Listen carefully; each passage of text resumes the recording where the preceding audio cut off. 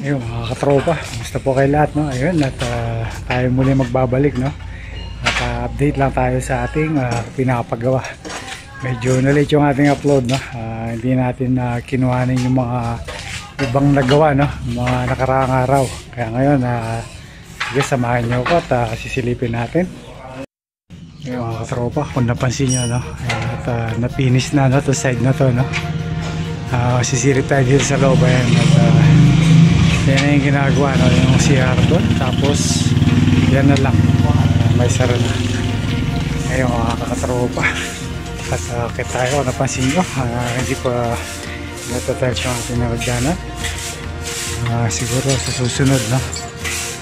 Tapos yan, hindi na natin nakuhanan, no?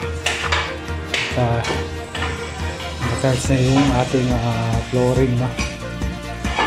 Sala. Kaya katropa. Tapos yung ating ceiling, no? Tapos na, no? Ayan, pinapansin nyo. Ayan, tapos na siya lahat, no? Nagawa na siya. Ayan mga katropa.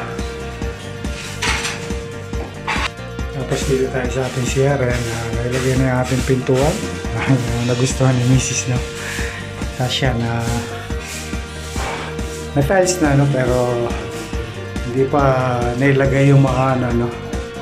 Yung heater natin, mga dito sa laboratory, yung faucet doon. Sa susunod na upload natin, papakita natin yan. Tapos nagkulang yung tiles natin, no? Kaya nabakante yan. Yan mga katropa, ready na yan, no? Saglit na lang yan ako tutusin.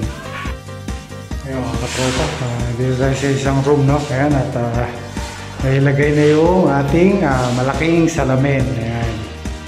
Ayan kung napapansin nyo, no? Ayan, apat na yan. Bumubukas yan, no?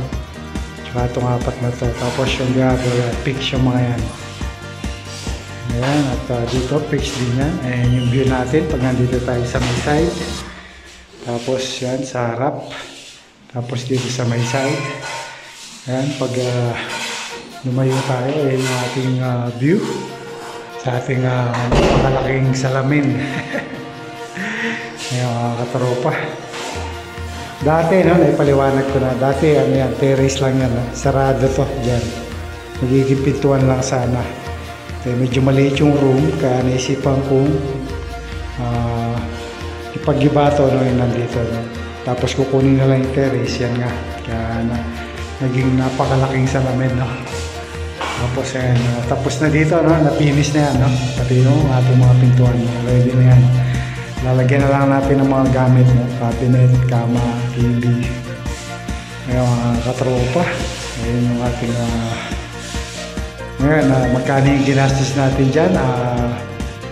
Apat na sliding window na 120 by 120, 4 feet by 4 feet na sukat, dalawang maliit, tsaka yan malaki salamin yan. Ayan, at abangan nyo lang.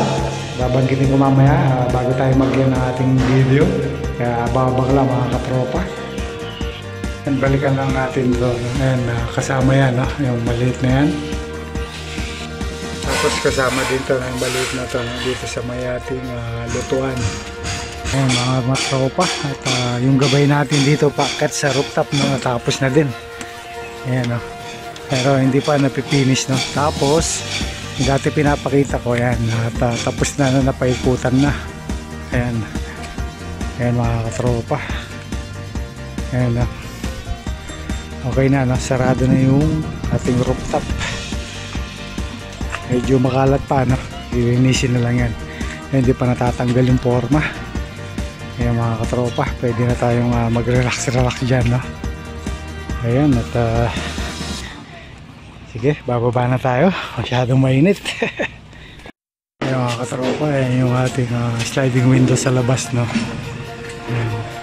Napapansin nyo, no? Kulay blue pag nasa labas ka. Ayan, hindi mo nakikita yung loob. Pero pag gabi, may ilaw ka sa loob. Ikaw naman ang makikita, no? Ayan mga katropa, ayan yung update natin sa ating pinapagawang maliit na dream house. Ayan mga katropa, pababa tayo, no? Silipin lang natin dito sa baba, no? Ayan mga katropa, kung napansin nyo, no? bagong buhos. Nahuli yung ating Poso Negro, no? At dito, siguro sa susunod na vlog doon ko sasabihin kung bakit. Tapos kakaroon tayo ng isang maliit na CR dito.